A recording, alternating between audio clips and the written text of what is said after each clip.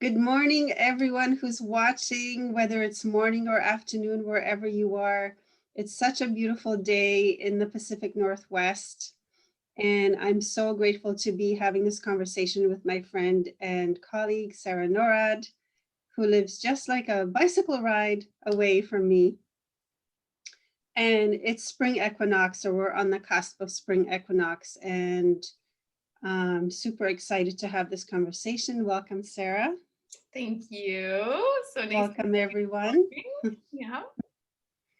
I'm just going to start out by introducing Sarah, and then we're going to get on to our topic today, which is self-regulation. I think it's really timely for spring equinox and also for events that are happening in the world right now. So, but I'd like to begin with just returning to ourself. I find that there's a lot of scattering that happens during the day, as we're going through our lives and we're like reading this or listening to that or experiencing something. And then I just find I'll just speak for myself. I feel scattered. I feel like my energy is all over the place. And then a few times a day, I like to just come back to myself, return to self. And I find that really calming. So let's start by rubbing our hands together, creating some fire. It's the season of Aries starting, which is in the element of fire. So it's very timely in that way. And then just putting your hands over your heart. Just for a moment, breathing our heart. Breathing our heartbeat in. And another little thing I like to do is just to tap on my brain. I'm like, okay, wake up, brain. And then I tap around my eyes. And I ask for clarity of vision. And then I tap along my jawline. And I concentrate on speaking kindness. And then I just come back, open your eyes if your eyes were closed. Welcome, Sarah, again. Thank you for that practice. Thank you. And so I'm just going to introduce you. I don't want to miss anything, so I'm going to read your wonderful bio. Sarah Norrad is a certified professional life coach, a registered yoga teacher, mindfulness guide, trained lay counselor, and Reiki and energy healer. She combines these skills as an integrative personal and business coach, offering clients one-on-one coaching, mentorships, and group coaching programs specifically targeted at bringing mind, body, and spirit into harmony for personal growth, healing, and sacred calling expansion. That sounds so nourishing. Thanks, Monica. It is a nourishing role to be in, and I'm happy to be talking to you about our topic today and how we can support people in this self-regulation. And you did a beautiful job of demonstrating that, and at our first little moment there, coming back into the moment, coming back into the body, gathering ourselves into this present state. So thank you. Thank you.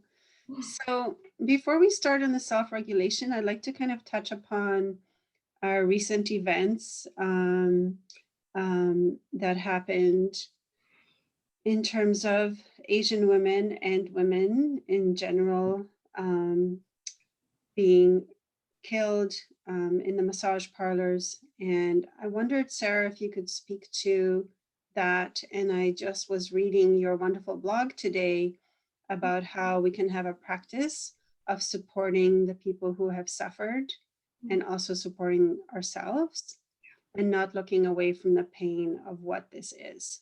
I wonder if you could talk about that for a second. Yeah, totally. Absolutely. So yeah, I was sharing today a Buddhist practice called Tonglen, where you breathe in the thing that you would normally have aversion to. And then you breathe out the medicine to that particular thing. So with violence, with sexism, with racism, they're really hard things for us to witness, right? And that's part of the problem. We turn away from it because it's painful, because it feels painful, because we can't imagine that we could be that way. But then there is this systemic racism that we are dealing with, and sexism that we've, been dealing with for a very, very long time. And then when acts like this happen, it becomes very present, even though it's always here. It's always running, behind the show, and we can be looking at it always. But when an act like that happens, it brings it right to us, right? We have this opportunity to practice in a certain way that also changes our own nervous system. So it's said that, racism is within our own nervous system. So the fact that we can't deal and have enough resilience to acknowledge racism and sexism, so we turn away from it. So the Tonglen practice is working with that aversion so that we transform our nervous system into being more resilient so that it can handle painful things, so that we can witness them, acknowledge them. Once we increase that window of tolerance, then we can do something about it. So it's very hard for us to do and make change if we're not regulated, if we don't have the resilience in our own system to be activists, to stand up and share our voice around it, to say, no, this has to change. I need more information. A lot of people just even get overwhelmed with thinking about finding more information around racism and sexism. It's already too much. So Tonglen practice is, pausing for a moment, and we can breathe in the pain of that experience. So this horrible experience where 8 people were murdered,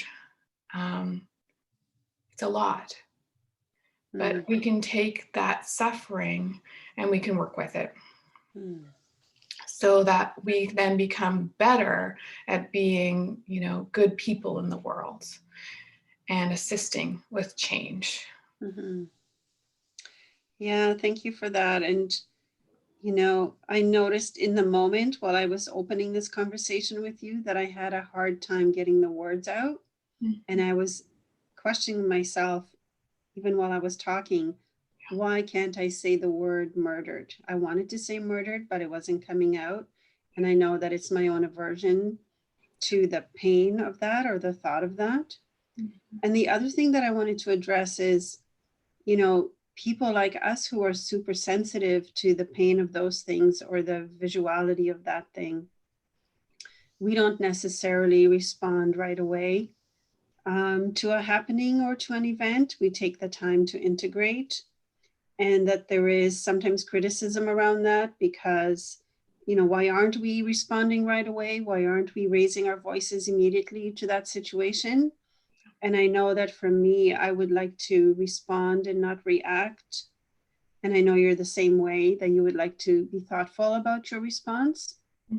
And just as an act of humanity towards ourselves, to be kind to ourselves and be able to absorb first and have maybe a Tonglen practice. How do you feel about that? Yeah. So I'll just, before I go into answering that, I'll just also say that the Tonglen practice is up on my website in the blog. So if anybody wants the thorough, I'm not going to do the thorough practice here because we're going to talk about some other things, but if they want the instructions, it's on my blog. So www.sarahnorrad.com. You can find them all there and download it. I'll also add it in the link below the video later. Okay. So people can access it easier. Okay. Sounds good. So that kind of mindfulness of taking a moment to pause when challenging things happen, and responding instead of reacting. So that is, part of a healthy nervous system too. Learning how to, and that's, by learning how to stay with the experience. we then can make a wise decision of how we move and do the next step. If we're in reaction, usually it's just a nervous system response. It's not just, but it's a nervous system response. It's a, an old pattern that we're going to jump into, of responding in a way that we've kind of trained ourselves to, or culture or society has trained us to. So in order to break those old patterns, which is really important to do, we need to build in a pause. We need to allow ourselves to integrate the information. And then once we've, integrated and had space and that pause to do so, then we can take wise action, or with our integrated truth and integrated selves. We don't want to respond from a fractured place, because that can sometimes cause more harm. So, in yoga and in Buddhism, our desire is always no harm. We do not want to cause harm. So reactions, quick reactions can often be a little thoughtless. So we want to be very present, with how we respond to things, especially, really devastating things like this. Yeah, thank you for that. Yeah, it's a lot to think about. Yeah, and then also too, like the compassion piece for ourselves. We can get overwhelmed if we respond too quickly. And I'll probably use this word a lot. We come out of our window of tolerance, which then doesn't allow us to be in a regulated state where we can be calm and digest and process and heal and grow. So that's another reason to pause and process, is to keep ourselves in our window of tolerance, which is a really important place to say, and we can talk about that more later. Yeah, so thank you for that. And I wonder if you can just talk directly to self-regulation, what you feel it to be, and then go into what some of the practices that you have found useful in your life in terms of self-regulation. Totally, yeah. So the term self-regulation, we can kind of look at it as when we're kids or when we're babies, we're regulated by our parents, our primary caregiver. So we're looking out towards them. Their nervous system is helping us regulate, usually through eye contact and touch. So as we grow up, we don't have that regulation anymore, but we still do use each other to regulate. Like we'll use our partners, we'll use friends, but most of the time we're on our own, right? It's our responsibility to balance our system so that it is healthy, so that we're in a place where we can rest, digest, and process. But if we had challenges when we were younger, if there was trauma or adversity, or we didn't have a strong bonding with our primary caregiver, our nervous system will be naturally more unregulated. And then also, our current society deregulates our system often because of all the stressors. So stress deregulates our nervous system. So when I'm talking about regulation, I'm talking about the automatic nervous system where there is the sympathetic and the parasympathetic. So when we're too much in the sympathetic, we're reacting all the time to things. We're in the fight, flight, or freeze. Which is most common that we're in this system. So to self-regulate, we want to work on our parasympathetic system. We want to work on bringing ourselves back into the rest, digest, process, and heal. We actually can't remember things really well or heal or have new ideas for growth when we're in the sympathetic nervous system. That's why people are like, oh, I read that book so many times. And like, I read that page over and over. I didn't remember anything, or people will say, I don't know. I don't remember that time in my life at all. Well, they were probably in a very stressful situation, or there was some trauma happening and they were in their sympathetic nervous system. So you can't recall the memory. So we want to get back into the parasympathetic nervous system. And that is what self-regulation is. And it is done through bringing ourselves back to a place of ease and soothing. So we're mostly always way out of that. So practices that bring us back into harmony, into our breath, into our body, which yoga is designed to do that, meditation, somatic practices, so that's bringing us back into our body, can be helpful for that too. So I think for me, I guess I'll share why it came to be really important for me, just because for myself, being a highly sensitive person. Yeah. So being hyper aware of things, right? So when we're hyper aware of things, it's a beautiful, beautiful, awesome gift, right? We can usually be great artists, or we can come up with new ideas, or, creatives or healers. And then the other side is that we need to do extra self-regulation because we're sensitive to stimulus, basically. Yeah. I find that for me, what brings me back are usually those tactile things.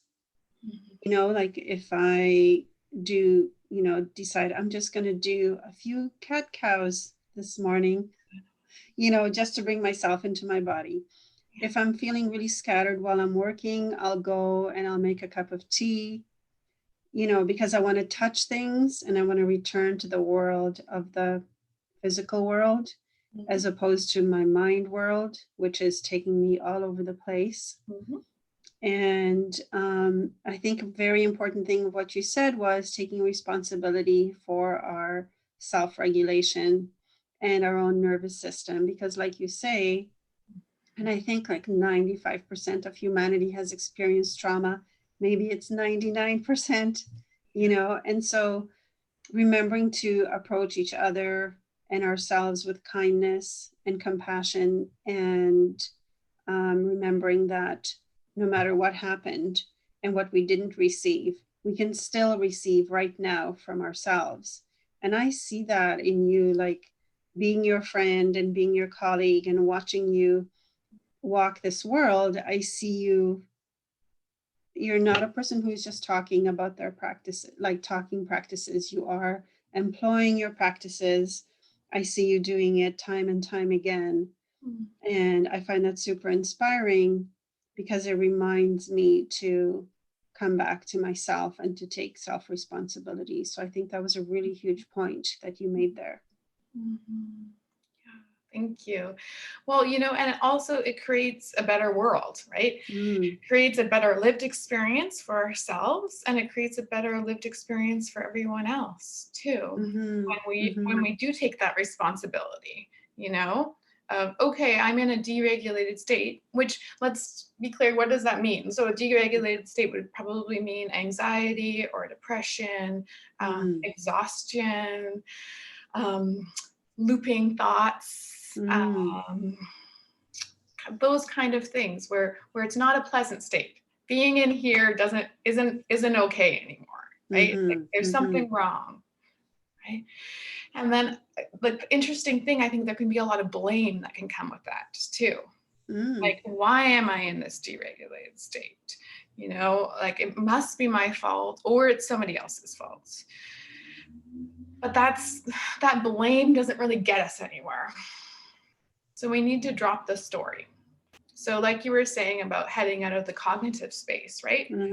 So we drop from the cognitive space into the body space. You can't really do two things at once in that sense. So if you really focus on bringing your attention to your body and your physical self, you will drop out of the cognitive space and those looping thoughts. So coming back into that felt sense, like you said, is really beautiful, right? And that's somatic work.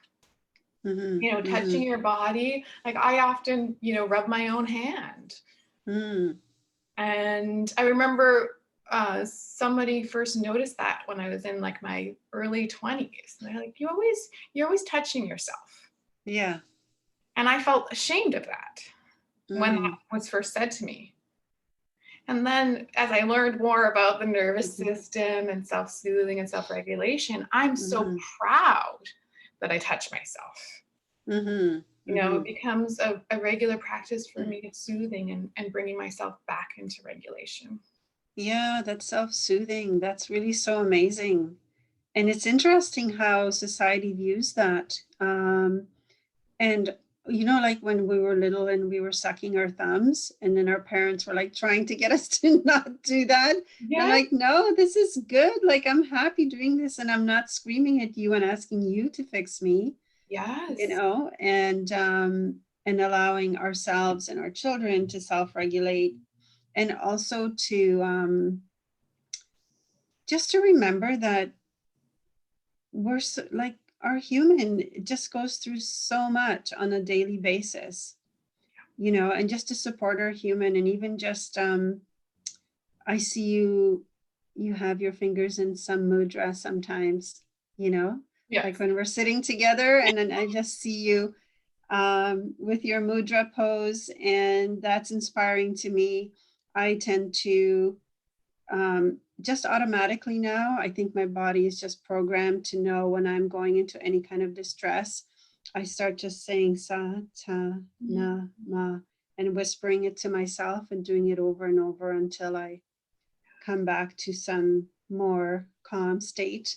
Because, you know, sometimes we feel nervous or we feel uncomfortable in our body, but we don't actually know what happened to trigger that. We're just all of a sudden feeling uncomfortable. And then we can just have a simple practice, and it doesn't have to take long. Well, and that's the beautiful thing about self-regulation is we don't need to know why, right? We don't need to know why we're all of a sudden uncomfortable or feeling stressed or feeling fearful. Sometimes the digging around that is almost makes it worse, right? It gets us out of the window of tolerance. And, you know, in trauma work, we talk about the healing vortex and the trauma vortex, right? So digging into the reason why can sometimes more cause us to be in the trauma vortex. But we want to get back into the healing vortex to regulate. And the healing vortex is where we are soothed, where we feel like, okay, I can handle this. You know, even saying to the self, you know, like, I got this. You know, I am safe and okay. And that hand on the chest can be really helpful. You know, if we're feeling really overwhelmed, hand on the forehead can be incredible soothing too. I want to talk about mudra for a second as well. Okay. So it's a traditional practice, you know, in both yoga and Buddhism. And it's using the fingers to balance our body and our systems.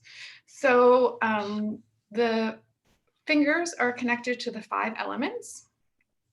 So we connect different ones in order to balance those different elements in our body.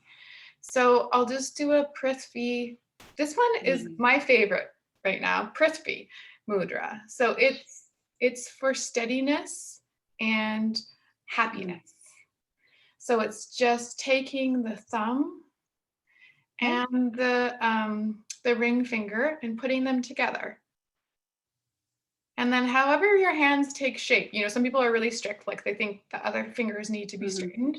It doesn't really matter, I don't think. No. You know, whatever is accessible for you. So just forming, there can be great comfort in just connecting our 2 fingers together. And it invokes different energies, which is really cool. So if you're interested, you know, if the audience is interested in mudra work, go and research it. It is a beautiful thing where you are balancing the body systems with just simple stuff like this. When I'm hiking, I'll often do mudras for increased vitality or awareness. So it's a beautiful thing that can become accessible. And you notice it when I'm with you, that I do it. Most people don't. I don't think most people notice. Some people notice. I'm like,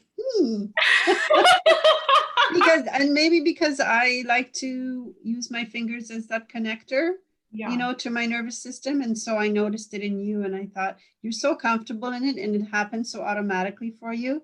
It's not like I watch you getting into a pose and all of a sudden like figuring out, you're just doing it, and it's really lovely. Yeah, right. And it's really good to just notice that these don't have to be weird things, that it's okay to self-regulate. It's okay, and self-regulation is, the breath can be a beautiful tool for self-regulation too. And we can talk about pranayama, which is breath work. But we can simply do breath work by, say we're in a confrontation with somebody and you're feeling really like charged and you can just say, I just need to pause and take a breath. So just a nice deep breath in, letting it out through the mouth. When you let it out through the mouth, it helps the nervous system relax further. Sighing is also a nice sign to the nervous system that it's time to come back to the parasympathetic state too. Yeah. So it can be as simple as that to bring us back into regulation. And, again, it's about coming back to a soothed place where we feel more at ease. So that's why yoga can do that, right? Like you were saying, just taking some cat-cow, getting out of the head, getting out of the stress, getting out of the fight or flight, right? We're always trying to solve problems, which is, basically what our nervous system was designed for, right? This is not, it's not like we're bad or we're faulted for doing this stuff. Like we're supposed to be looking for danger. Right? That's what it's helping us do. But it's also there to help us regulate out of looking for danger and into pleasure, right? Yeah. Also increase our window of tolerance for joy and increase our window of tolerance for pleasure and increase our window of tolerance for happiness, And if we haven't worked on doing that, we can notice that oftentimes if we have an extended amount of happiness or joy, we will do something to bring us out of it. Because our window of tolerance is only so long to stay in that system. So we can work on building that by practices like meditation and breath work, and also just noticing that, it's safe for me to have happiness. It's safe, or that we deserve it. That I have permission. Yeah. And even just knowing ourselves and figuring out what practices work for our personal human. Something else might work for, okay, let's say you're not into yoga. Something that works for me is, when I need to self-regulate, is to go organize something. I'll take apart my cutlery drawer, clean it out, get rid of some things I don't like. And then I've just back to myself. Or from my holistic nutritionist background, I'll go and eat an orange or a bowl of blueberries because that's good for my body and I feel like I've done something good for myself. Or like in my witches practice, play around with my altar, go sit in front of it, meditate for a couple of minutes. So I think there's a lot of areas where we can draw from. If you're not into meditation, it's just never going to work for you the way traditional meditation is done. Let's not fight that in ourselves. We might want to nurture that practice and learn more about it and become better at it, or something else might work that is going to be a lot more accessible in the moment. Totally. And I think the thing that can be daunting about meditating too is people think that you need to do it for a long period of time. So you can start out with 3 minutes. 3 minutes is a great practice. 3 minutes every day to just sit with yourself. Yeah. And we don't need to make it more complicated than that if we don't want to. Sure, I've been meditating for a long time and have done a ton of trainings in different styles, but it can just be simple. Mm. The meditation that I do every day, every morning, when I get up and then I put my coffee on and then I go and meditate. So that's how I know that I'm committed to my meditation, is that I make the coffee, it's making, and then while it's making, I go and sit and I meditate. And basically, after all the different meditation styles that I've learned, I just sit. I ask myself 3 questions.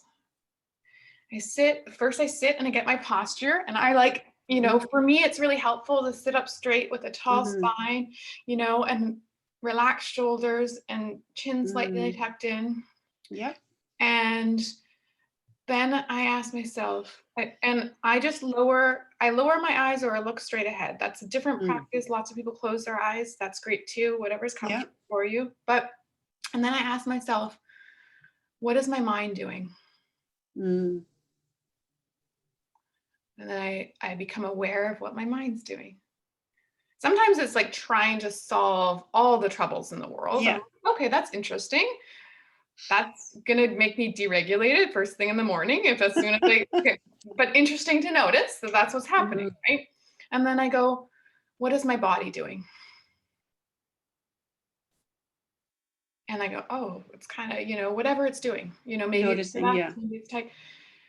And I pause, and listeners can do that right now too. What is my body doing? And then I go, okay, what is my breath doing? And just notice. And those 3 questions, and then I sit for a longer period of time. But just pausing, I always set a timer so that I don't have to think about it on my phone before I meditate. Maybe people just start with 3 minutes and just ask, what is my mind doing? What is my body doing? What is my breath doing? Yeah. That's such great takeaways. Thank you so much. Yeah, my pleasure. And I just thought of something while you were saying, you said the word coffee, and that reminded me of something I just read recently about if following our the circadian rhythm of our body. There's an Ayurvedic clock, and then there's a circadian clock. One goes by 8. The Ayurvedic goes by 8 sections in the day and night, and the circadian goes by 4.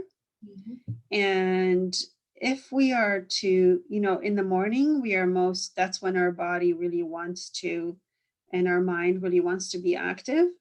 But if we have coffee before 8 a.m., added to our already natural clock that is like in drive, it puts our body into overdrive and into stress mode. Yes. And so I thought, oh, that's interesting. I don't ever drink coffee before 8 a.m., but I'm just saying it's a consideration, and there's so much we can learn from our body and our natural cycles. Exactly. If you can extend that period of having coffee a little bit later in the morning, and sometimes food too. Yeah. Depending on your particular body type, listening and seeing what supports you, and everybody's body is different and everybody's nervous system is different too. We've all had different experiences, through this journey of life, and we've all taken on different tools. So everybody's nervous system is very, very unique. So it becomes a kind of exploration process of, how can I keep in my window of tolerance most times while extending that window of tolerance?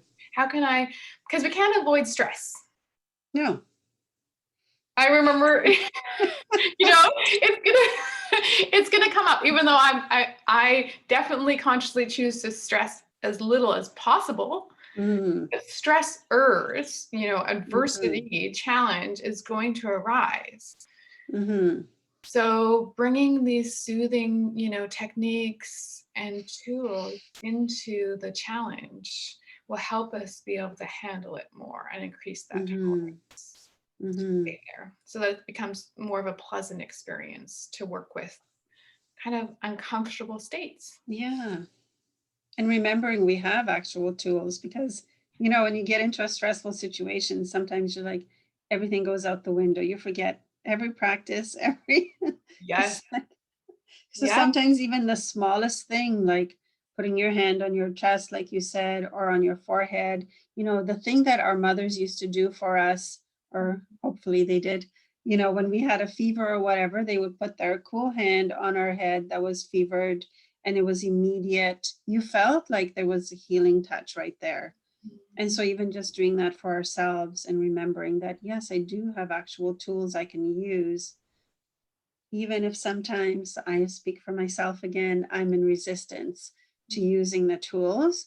Sometimes I'm like, nope, I'm just going to feel this bad feelings, and, I'm not going to use any tools, Yeah. Yeah. And sometimes we need to just allow ourselves to have the experience and not change it. Mm-hmm. And maybe sometimes too, that is you trying to increase your window of tolerance, your Mm-hmm. ability to handle the uncomfortable without having to change it. Yeah. And, just before we close, I wanted to talk just a little bit about the vagus nerve. So, which is, you're saying a simple practice. So the vagus nerves runs from, our neck all the way through our chest, all the way down into our pelvis.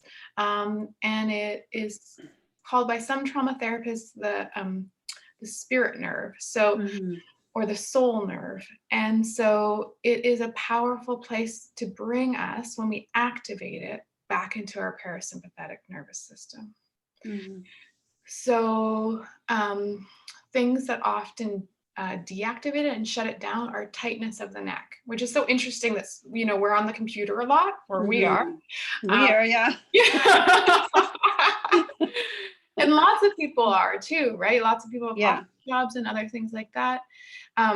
So tightness in here actually deactivates this area and can leads us to being more stressed. Coffee can deactivate this area because we start breathing up here, to the chest, right?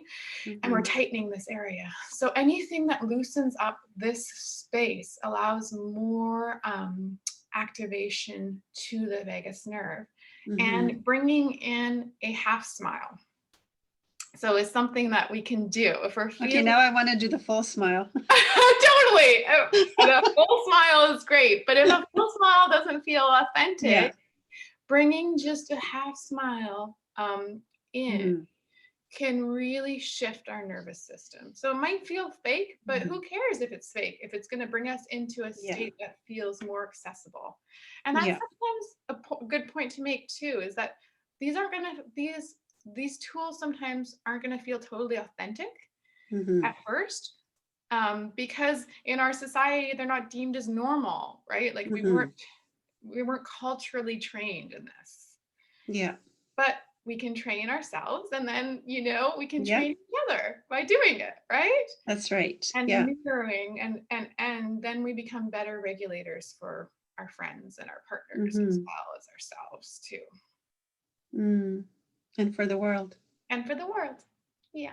Yeah. Thanks so much, Sarah. I so much appreciate you, your wisdom and your willingness to share this wisdom. And it's always so accessible. You always break it down into such segments that we can absorb and that we can work with, which is really important because, sometimes healing modalities aren't that accessible. They seem too big, or they seem like something that, others could do, or you can do with your therapist or whatever. But I really appreciate the way you break things down so that we can just take those small bites for ourselves.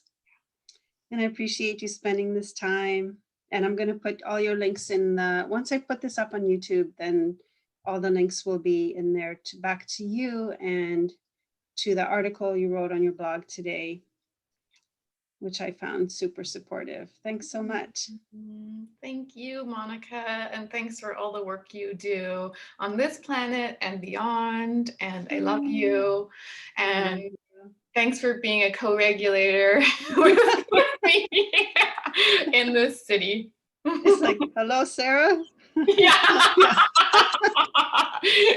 Exactly. I'm having a day. Yeah. And that's another self-regulation tool too, right? Reaching out to people we know are a resource. Yeah. Love you so much, Sarah, and love the work you're doing. And we'll talk again. Thank you so much. Thank you so much. Mm.